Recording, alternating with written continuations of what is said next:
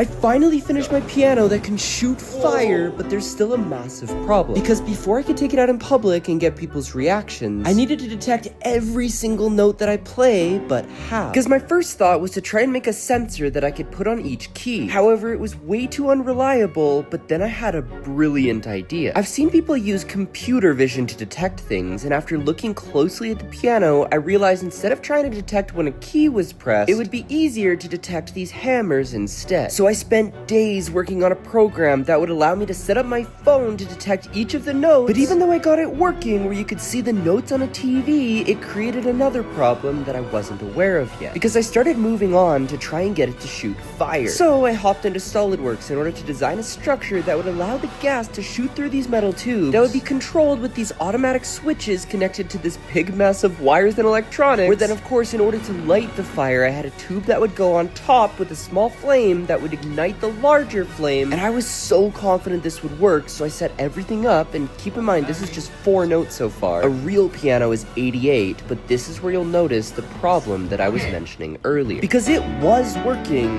but it was slow. Because right now, the phone would have to see the key that's pressed and process it to send it to a server, which would be received by my laptop in order to send a signal to this blue relay, opening up the valve and allowing the gas to pass through, shooting the fire, which took way too long, and there was only one solution I can think of. I spent $1,000 getting a whole box of those valves and redesigned the piano on SolidWorks from the ground up to create 8 different 3D printed parts that would snap together and fit all 88 solenoid valves, which had to be meticulously tightened with these high pressure tubes connecting to the long metal pieces where the fire would shoot from. But then to control it, I custom designed a one-of-a-kind massive circuit board that arrived in pieces, allowing me to connect them to make a board that would go behind the entire thing, and then hand wired everything and connected these tubes on the back so I can have them all route to a single line that would connect to the propane tank. And this time, to make it faster, I had everything connect to a webcam on my laptop to see exactly which notes were pressed, and it was time to test it out.